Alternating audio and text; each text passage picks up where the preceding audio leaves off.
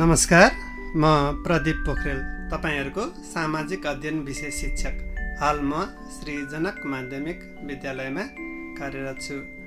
विद्यार्थी भाइ बहिनीहरू, हामीले अघिल्लो कक्षामा कक्षा 10 को पहिलो इकाइको पहिलो पाठ मानव संसाधन विकास सम्बन्धी विषयमा छलफल गरेका थियौँ। त्यसलाई हामी छोटकरीमा पुनरावलोकन गर्दै आज हामी त्यसकै बाँकी कुराहरूमा छलफल गर्नेछौँ। विद्यार्थी भाइ बहिनीहरू, अघिल्लो दिनमा हामीले मानव संसाधनलाई परिभाषित गरेका थियौँ। के हो त मानव संसाधन भनेको? भन्नुहोस् त। मानव संसाधन भनेको जनशक्ति हो। अर्थात् मानव संसाधन भनेको कुनै पनि विकासका लागि आवश्यक पर्ने जनशक्ति हो। यस्ता जनशक्तिहरू चाहिँ सामान्य कामदारदेखि उच्च तहका जनशक्तिसम्म पर्छन् भनेर हामीले अघिल्लो दिन छलफल गरिसकेका छौँ। त्यस्तै जनशक्तिलाई हामीले 3 प्रकारले विभाजन गरेका थियौँ दक्षताका आधारमा। दक्ष जनशक्ति, अर्धदक्ष जनशक्ति र अदक्ष जनशक्ति भनेर सम्झिराख्नु भएको छ नि, होइन? त्यस्तै सेवा अवधिका आधारमा पनि हामीले जनशक्तिलाई 2 खाले जनशक्ति हुन्छन् भनेर विभाजन गरेका थियौँ। अल्पकालीन जनशक्ति र दीर्घकालीन जनशक्ति पनि हामीले 2 भागमा सेवा अवधिका आधारमा जनशक्तिलाई विभाजन गरेका थियौँ। त्यसै गरी हामीले मानव संसाधन विकास र मानव संसाधन व्यवस्थापनको परिभाषा, परिचय र यिनीहरू बीचको फरक छुट्याउने काम पनि गरेका थियौँ। के रहेछ त फरक? एउटाले जनशक्ति उत्पादन गर्दो रहेछ, त्यो चाहिँ मानव संसाधन विकास हो, र मानव संसाधन व्यवस्थापनले चाहिँ उत्पादित जनशक्तिलाई कार्यालयभित्र अर्थात् संस्थाभित्र राम्रोसँग परिचालन गर्ने र व्यवस्थापन गर्ने काम गर्दो रहेछ भनेर हामीले अगाडि नै छलफल गरिसकेका छौँ। त्यसै गरी हामीले अघिल्लो दिनको कक्षामा मानव संसाधन विकासको आवश्यकताका बारेमा पनि छलफल गरेका थियौँ। किन मानव संसाधन विकासको आवश्यकता पर्छ भन्ने कुरामा हामीले छलफल गऱ्यौँ। भाइ बहिनीहरू, अब आजको पाठमा हामी मानव संसाधन विकासको महत्त्व के छ भनेर छलफल गर्छौँ। अर्थात् जनशक्ति विकासको महत्त्व के छ, हामीलाई जनशक्तिको विकास किन गर्नुपर्छ भन्ने विषयमा छलफल गर्छौँ। भन्नुहोस् त, जनशक्तिको विकास अर्थात् मानव संसाधनको विकास किन गर्नु पर्ला? मानव संसाधन विकासले जनशक्तिको प्रभावकारी उपयोगमा सहयोग पुर्याउँछ। भाइ बहिनीहरू, मानव संसाधन विकासले गर्दा नै जनशक्तिको वर्तमान उपलब्धता र भावी आवश्यकताको जानकारी पनि लिन सकिन्छ। वर्तमानमा के कति मानव संसाधन अर्थात् जनशक्ति छन्, अनि भविष्यमा के कति जनशक्तिको आवश्यकता पर्छ भन्ने कुराको जानकारी लिनका लागि अर्थात् त्यसलाई तयारी गर्नका लागि मानव संसाधन विकासको महत्त्व छ। त्यसै गरी जनशक्तिलाई सहुलियत योजना अर्थात् प्रोत्साहन योजना भनेर बुझे पनि हुन्छ, इन्सेन्टिभ प्लान तय गरी जनशक्तिलाई उत्प्रेरित गर्न पनि सहयोग पुग्छ। भाइ बहिनीहरू, के होला त सहुलियत योजना भनेको? प्रोत्साहन योजना अर्थात् इन्सेन्टिभ प्लान भनेको के होला त? हो, इन्सेन्टिभ प्लान भनेको कर्मचारीहरूलाई विभिन्न सेवा सुविधाहरू, तलब भत्ता लगायतका पुरस्कार आदिका माध्यमबाट उनीहरूलाई उत्प्रेरित गर्ने एउटा योजना हो। जसरी जति जनशक्तिलाई उत्प्रेरित गर्न सकिन्छ त्यति नै जनशक्तिबाट संस्थालाई लाभ प्राप्त हुन्छ, त्यति नै बढी खटेर काम गर्छन्। तसर्थ यस्ता इन्सेन्टिभ प्लानहरू ल्याएर पनि जनशक्तिलाई उत्प्रेरित गर्नुपर्ने हुन्छ। यसका लागि मानव संसाधन विकासको महत्त्व रहन्छ।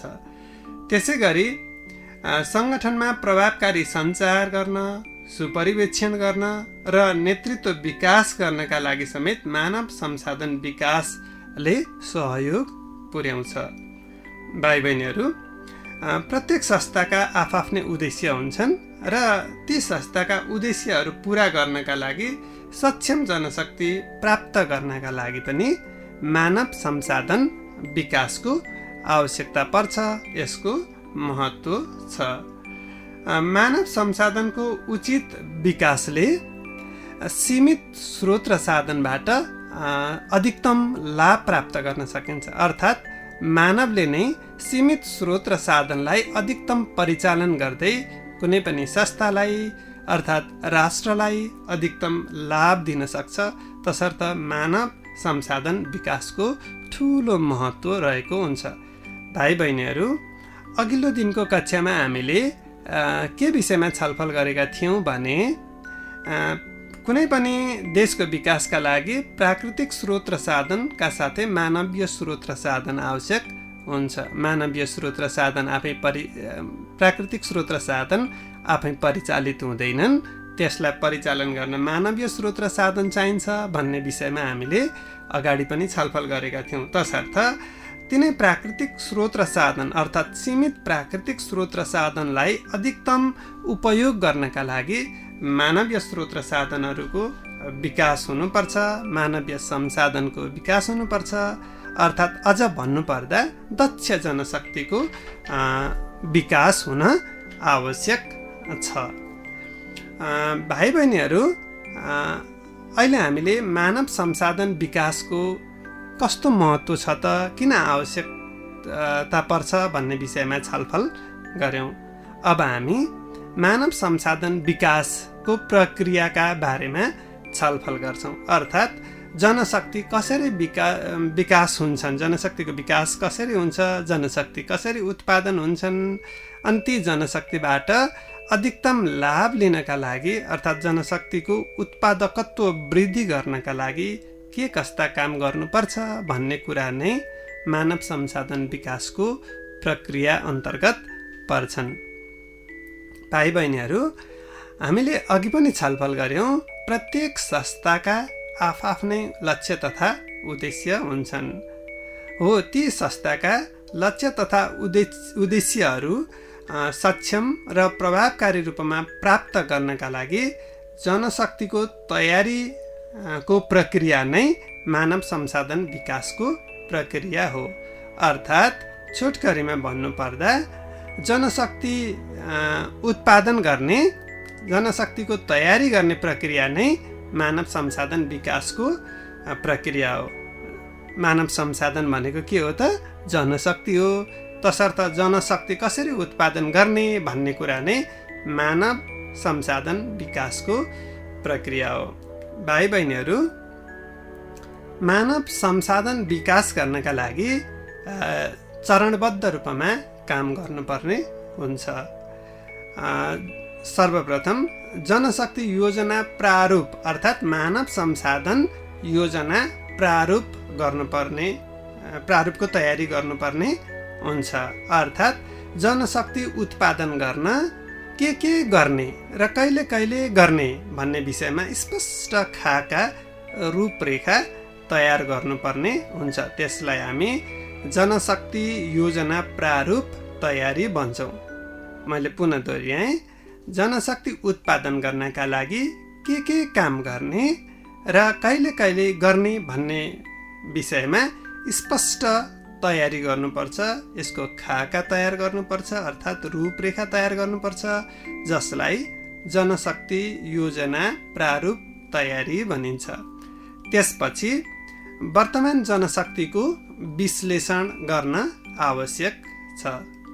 विद्यार्थी भाइ बहिनीहरू, जनशक्तिको विकास गर्दा हाल जनशक्ति कुन क्षेत्रमा जनशक्ति कति मात्रामा रहेका छन् भन्ने कुराको विश्लेषण गर्न आवश्यक पर्छ। वर्तमानमा उपलब्ध जनशक्तिको विश्लेषण नगरिकन जनशक्ति उत्पादन गरियो भने ती जनशक्तिहरू बेरोजगार हुन सक्छन्, कतिपय ठाउँमा जनशक्तिको अभाव हुन सक्छ, अनि कतिपय क्षेत्रमा चाहिँ जनशक्ति चाहिने भन्दा बढी हुन सक्छन्, जसले बेरोजगारी समस्यालाई निम्त्याउन सक्छ। अर्थात् जनशक्तिको उत्पादन र खपत बीचको तालमेल नहुन सक्छ। तसर्थ वर्तमान जनशक्तिको विश्लेषण गर्नु आवश्यक छ। जनशक्तिको विश्लेषण गर्दा जनशक्ति कति मात्रामा, कुन जनशक्ति कति मात्रामा उपलब्ध छन्, अनि ती जनशक्तिहरूले रोजगार छन् कि छैनन्, ती जनशक्तिले आफूले अध्ययन गरे अनुसारका कामहरू गर्न पाइरहेका छन् कि छैनन्, र के कस्ता जनशक्तिहरू थप आवश्यक पर्छन् लगायतका कुराहरूमा समेत ध्यान दिनुपर्ने हुन्छ। विद्यार्थी भाइ बहिनीहरू, त्यसपछि भविष्यका लागि जनशक्तिको आकलन गर्नुपर्ने हुन्छ।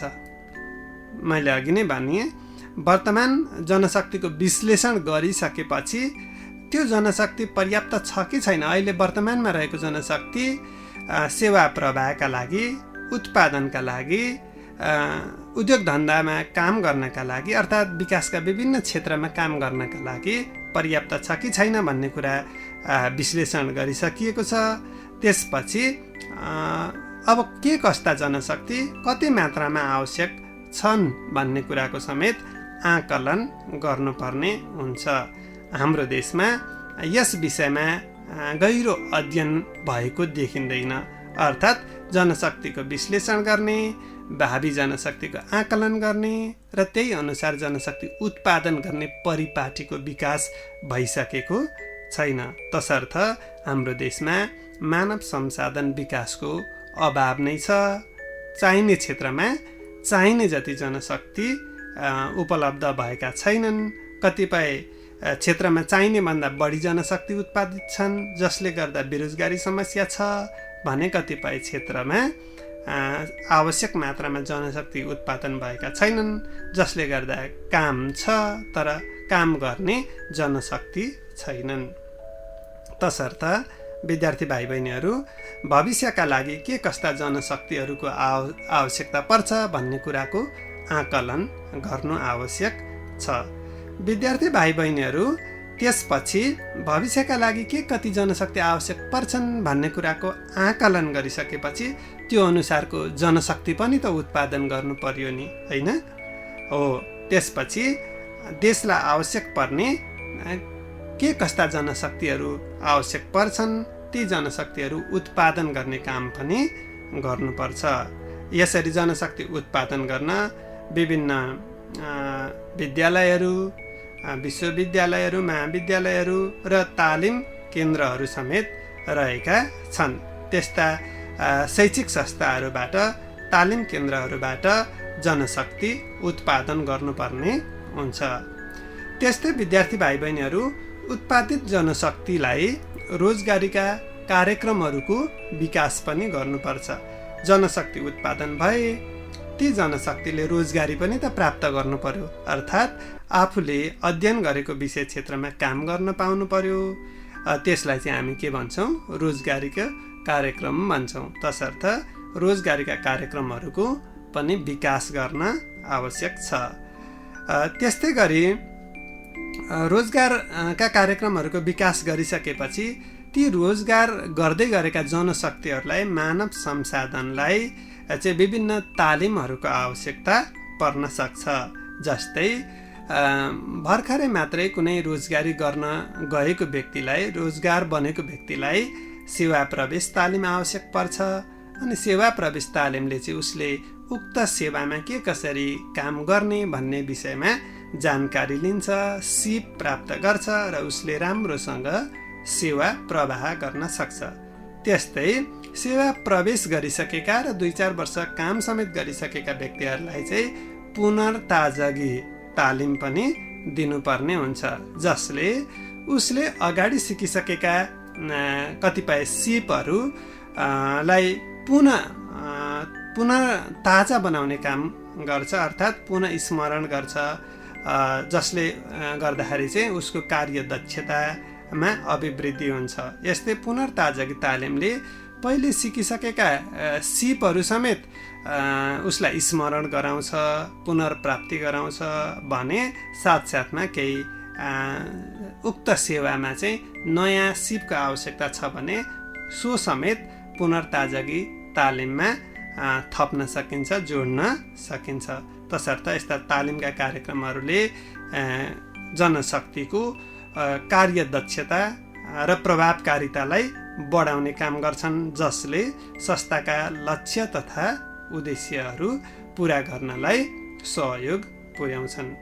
भाइ बहिनीहरू, यसरी मानव संसाधन विकासको प्रक्रिया हामीले छलफल गऱ्यौँ। यसलाई हामी छोटकरीमा पुनः एकपटक पुनरावृत्ति गरौँ है त। विद्यार्थी भाइ बहिनीहरू, हामीले मानव संसाधन विकास गर्दा के गर्नु पर्दो रहेछ त?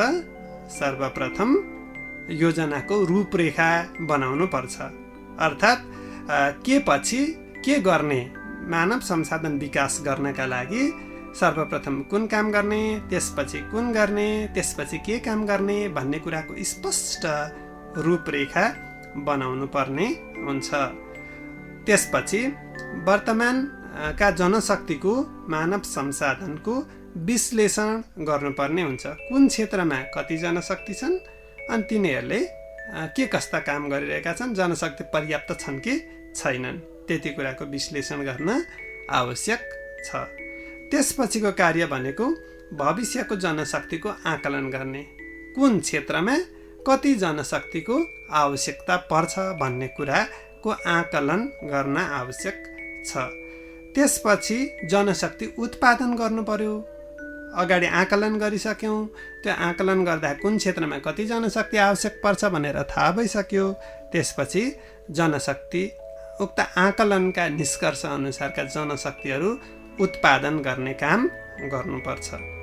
त्यसपछि उत्पादित जनशक्तिलाई रोजगारका कार्यक्रमहरूको विकास गर्नुपर्छ।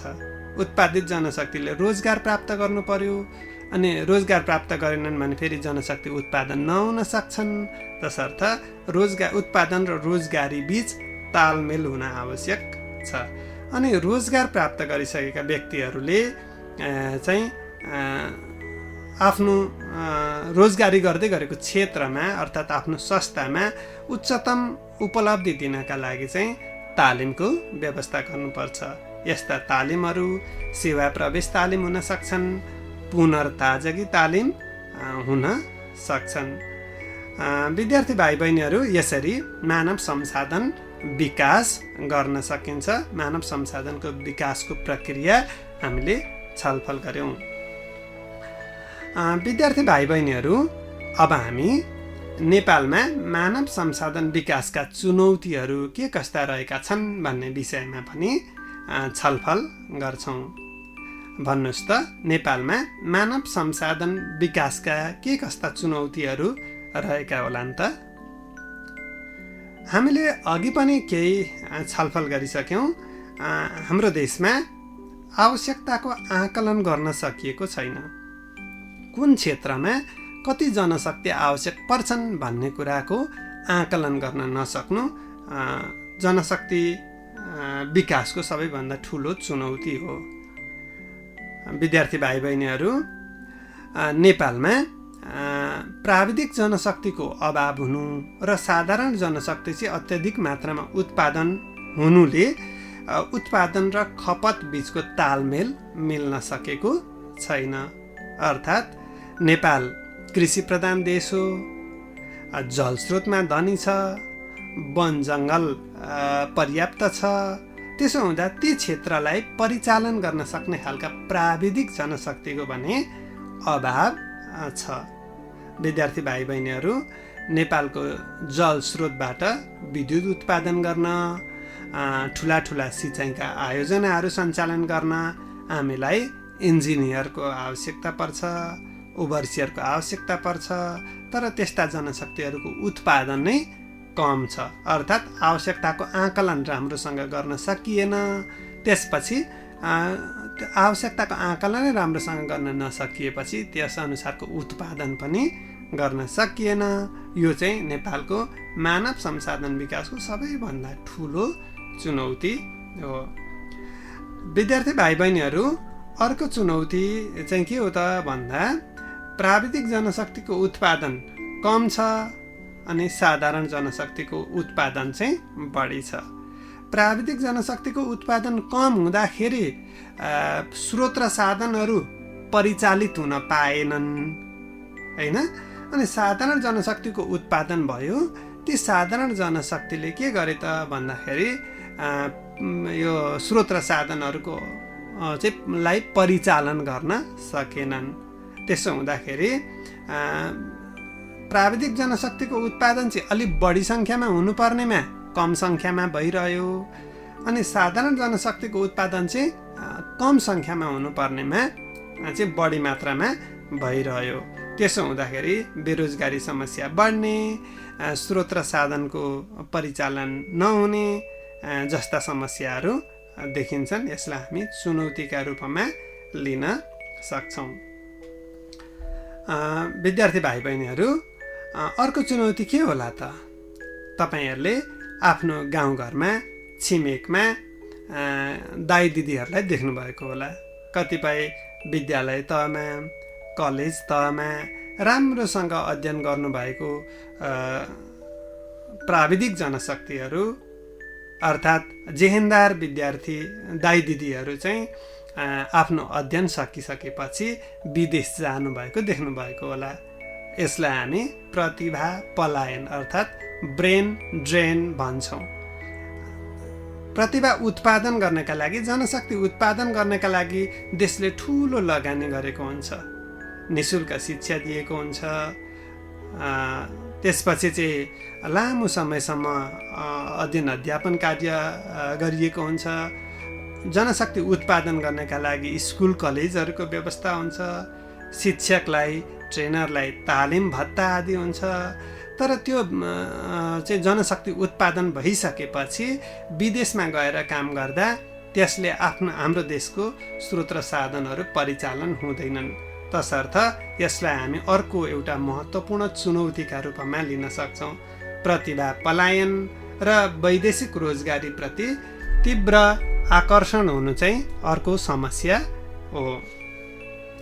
विद्यार्थी भाइ बहिनीहरू, त्यस्तै गरी हाम्रो देशमा मानव संसाधन विकाससँग सम्बन्धित स्पष्ट नीतिको अभाव देखिन्छ। यो पनि अर्को चुनौतीका रूपमा लिन सकिन्छ। मानव संसाधन अर्थात् जनशक्तिको विकास गर्ने र तिनीहरूलाई परिचालित गर्ने स्पष्ट नीति भयो भने जनशक्तिहरू, उत्पादित जनशक्तिहरू स्वदेशमै बसेर काम गर्न सक्छन् अनि जनशक्ति पनि आवश्यकताका आधारमा उत्पादन हुन्छन्। उत्पादन भएका जनशक्तिले स्रोत र साधनलाई परिचालन गर्छन्, राम्रोसँग सेवा प्रवाह गर्छन्। तसर्थ मानव संसाधन नीति चाहिँ स्पष्ट र प्रभावकारी हुन आवश्यक छ। विद्यार्थी भाइ बहिनीहरू, त्यस्तै अर्को चुनौतीका रूपमा चाहिँ हामी सामाजिक आर्थिक कारणले पछाडि पारिएका जात जातिहरू, वर्ग, लिङ्ग र समुदाय का व्यक्तिहरूलाई चाहिँ राष्ट्रिय मूलधारमा समाहित गर्न नसक्नुलाई लिन सक्छौँ।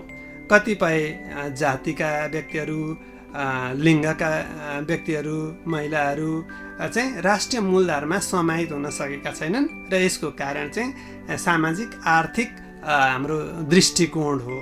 यस कारणले गर्दाखेरि चाहिँ ठुलो सङ्ख्यामा त्यस्ता जनशक्तिहरू चाहिँ उत्पादन हुन सकेनन्, तयार हुन सकेनन् र ती समुदायका मानिसहरू, वर्गका मानिसहरू, जात जाति र लिङ्गका मानिसहरू चाहिँ पछाडिको पछाडि नै रहे, जसले हाम्रो देशको विकास को गतिलाई अवरोध सिर्जना गर्छ।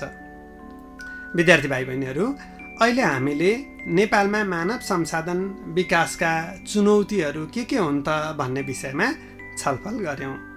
आवश्यकताको आकलन गर्न नसक्नु, उत्पादन र खपत बीच तालमेल नहुनु, अनि प्राविधिक जनशक्तिको उत्पादन कम हुनु र साधारण जनशक्तिको उत्पादन बढी हुनु, अनि प्रतिभा पलायन हुनु, मानव संसाधन विकासमा स्पष्ट नीतिको अभाव हुनु र सामाजिक आर्थिक लगायतका कारणले गर्दाखेरि ठुलो जनसङ्ख्या चाहिँ पछाडि पारिनु चाहिँ मानव संसाधन विकासका चुनौतीहरू हुन्।